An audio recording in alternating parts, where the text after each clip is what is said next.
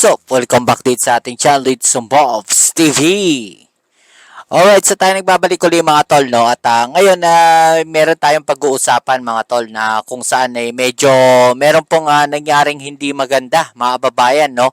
Dito po sa ating Pangulong Bongbong Marcos mga babayan. So ano nga ba itong nangyari na to? Ito po mga kababayan dahil ay nagsampa mga kababayan, no?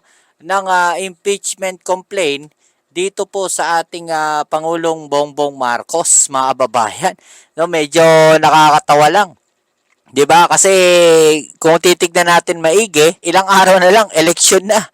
No, parang nagmumukha naman ata tayong tanga niyan, mga tol, no? Kung yung impeachment na yan isasampa na bago ang halalan.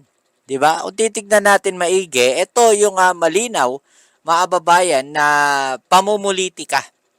No, malinaw na malinaw 'to, no, na pamumulitika mga babayan dahil imagine ninyo, no, ilang araw na lang, no, mag-e-eleksyon na, sabay magsasampa sila ng impeachment complaint, no, dito sa ating Pangulong Bongbong Marcos, no, at yan nga ang ating pag-uusapan at alamin ngayon mga tol, mga babayan. Pero syempre bago ang lahat, please don't forget to subscribe, like, share at comment diyan sa comment section. Alright, so medyo may technical problems lang tayo sa ating mga videos ngayon.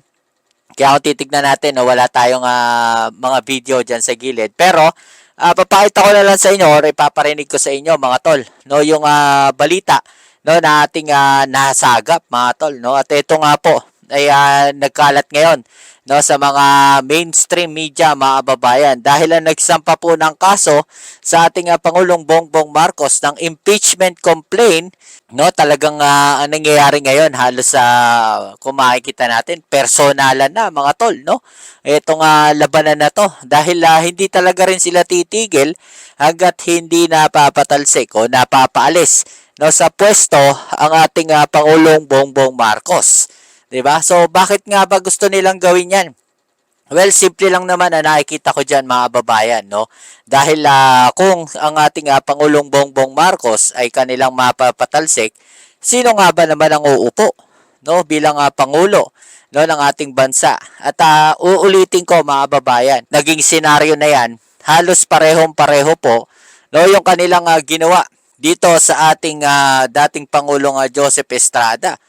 'Di ba? Netong dating pangulo naman na si Arroyo, Gloria Macapagal Arroyo, mga kababayan. Kung titignan natin, no, ilang taon na upo, no, itong si Gloria Macapagal Arroyo sa pwesto bilang pangulo. Dahil nga po napatalsik nila, no, itong si dating Pangulong Joseph Estrada. Kaya naman sila ay namayagpag. So, kung titignan natin maigi yung senaryo, halos parehong-pareho dahil umpisa pa lang ng nakaupo ang ating Pangulong Bongbong Marcos, talaga naman pinagsisigawan nila, mga babae, para naghahanap sila ng dahilan, no, na magalit ang sambayan ng Pilipino dahil sinasabi nila, no, lagi nila pinagsisigawan, bangag, ganyan, ang ating Pangulong Bongbong Marcos. 'Di ba? Imagine ninyo 'yon. No, sila yung umiiyak na sinasabi nilang matagal pa ang 2028 election, mga babayan, pero umpisa pa lang na naupo ang ating Pangulong Bongbong Marcos ay binabanata na kaagad nila. 'Di ba? So makikita natin yung intention nila. Okay, so ano yung naging statement ng ating Vice President Sara Duterte, mga babayan? No, tatapusin lang daw nila itong halalan ngayon, no, itong midterm election, at saka nila pagpaplanuhan kung ano ang gagawin nila para sa 2028 election. Okay, so kung makikita natin, wala silang wala silang planong magsilbi sa taong bayan, mga babayan. 'Di ba?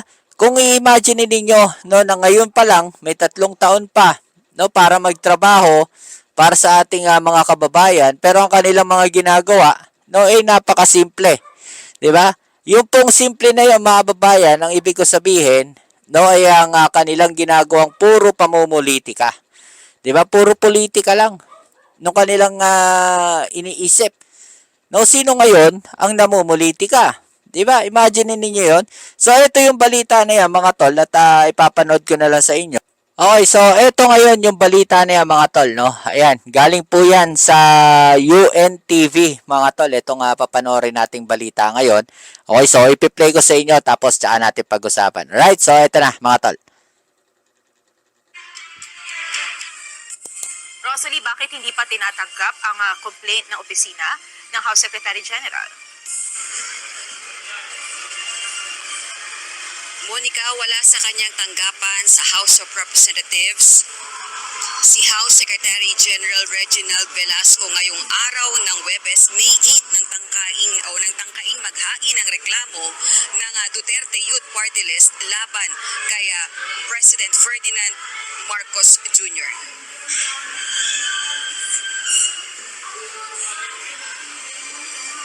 Batay sa pahayag ng tanggapan ng party list, sina Ronald Cardema at Marie Cardema ang complainants. Ang mag-asawa ang dating kinatawan ng Duterte. Okay, so eto mga tol, no? Sino nga ba yung nagsampa ng kaso?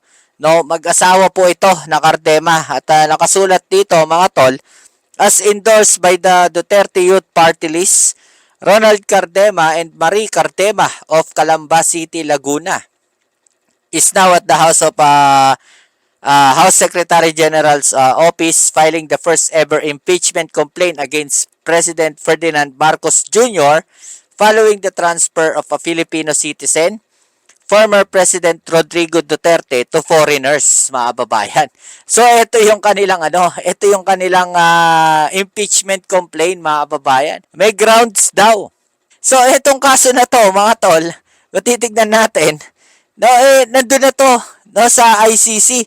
Nasa sa kanila na to mga tol, kung sasabihin ba nila, no, na yung paghuli sa dating Pangulong Duterte, mga babayan, ay legal ba o hindi?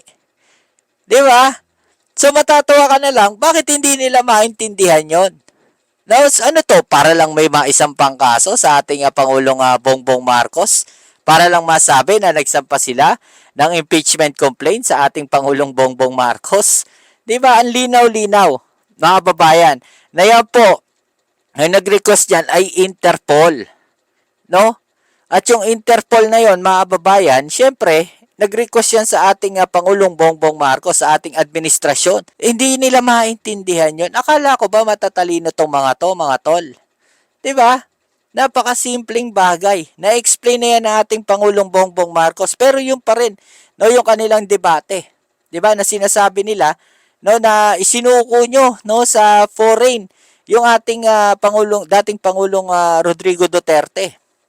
So dito makikita natin na parang ngayon pa lang wala nang grounds na itong impeachment complaint na to, mga tol.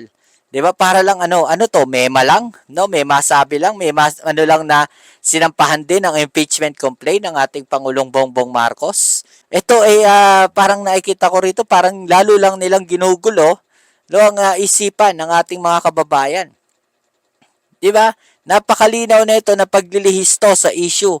No, pinagtatakpan nila yung mga totoong issue, mga kababayan. No, malinaw na malinaw 'to. 'Di ba? So tuloy natin 'tong balita na 'to. At Marie Cardema ang complainants, ang mag-asawa ang dating kinatawan ng Duterte Youth Party List. Endorse naman ang reklamo ng party list. Bunsod ang impeachment complaint ng pagpayag umano ni Pangulong Ferdinand Marcos Jr. na mailipat ang isang Filipino citizen, partikular na si dating Pangulong Rodrigo Duterte, sa kamay ng mga banyaga. Gayunman, batay umano sa 'Di ba? Yun yung kanilang reklamo. No, isinorender daw ang dating Pangulong Rodrigo Duterte, no, sa mga banyaga, mga babayan. So alam naman natin ano yung tinutumbok nila dito, no? Ba't di pa nila sinabi? 'Di ba? Ba't di pa nila sinabi na isinorender ang dating Pangulong Rodrigo Duterte sa ICC? Oh, pinahirapan pa nila, pinag-isip pa nila yung mga tao, pati yung mga supporters nila. Eh alam naman natin na medyo malalabnaw minsan na isipan ng mga yan, no, yung mga tolongges na DDS. 'Di ba? So, ito, tuloy natin, oh. members ng tanggapan ni House Secretary General Velasco, ang House Secretary General lamang ang maaaring tumanggap ng reklamo. Puwestyon naman ni House Assistant Majority Leader, Tingog Party List Representative Jude Asidre ang intensyon sa hakbang ng party list. Ilang araw ito bago ang May 12 midterm elections. Well, ang tanong ko lang ho sa impeachment, may 2 linggo na lang ho pagkabalik namin ng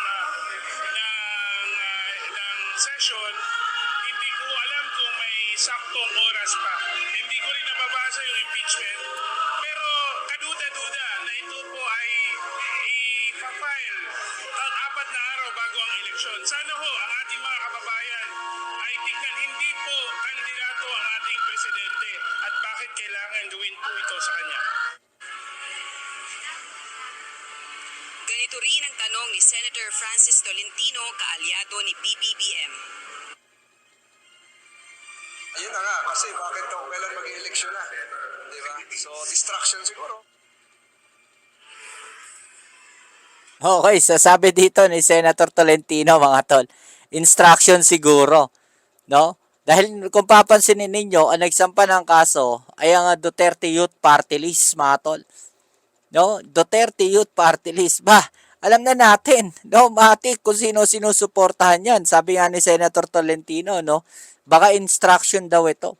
No? So, malinaw na panggugulo to, mga kababayan, no, sa atin, no, sa katahimikan ng ating mga kababayan, no, sa pag-iisip ng ating mga kababayan. No, siguro kinakabahan na sila, no, na baka hindi manalo yung kanilang mga senador, no, diyan sa nalalapit na halalan.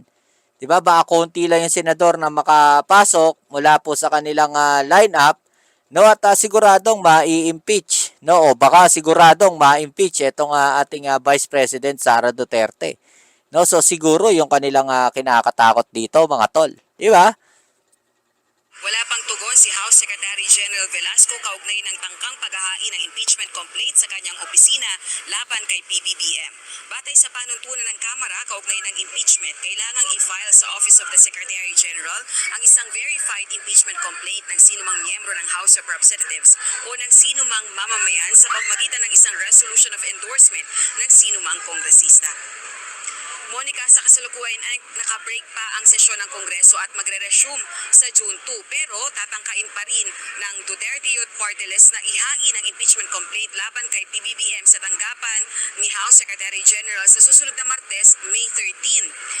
Susubukan naman natin na humingi ng reaksyon sa ilang mga kilalang kaalyado ni PBBM ito sa isang campaign rally sa event. Pangunahin na si House Speaker Martin Romualdez, gayon din si Alyansa Senatorial Bet CIS Party List Representative Erwin Tulfo. Balik sa iyo, Monica. Okay, so yan mga tol, no? Makikita natin na talagang kung sino yung mga nagsasabi, no, na pamumulitika raw yung ginagawa ng ating Pangulong Bongbong Marcos, no? Pinupolitika daw sila, pero makikita natin ngayon, sino nga ba, no, yung totoong namumulitika dito, mga tol? 'Di ba? So ano masasabi niyo diyan? No, i-comment niyo sa ibaba ang inyong mga opinion na natin yung pag-usapan. Alright, so kita-kits tayo sa ating next video upload. Ito muli ang inyong Kuya Mobs sa Mobs TV. Alright? Peace. I'm out.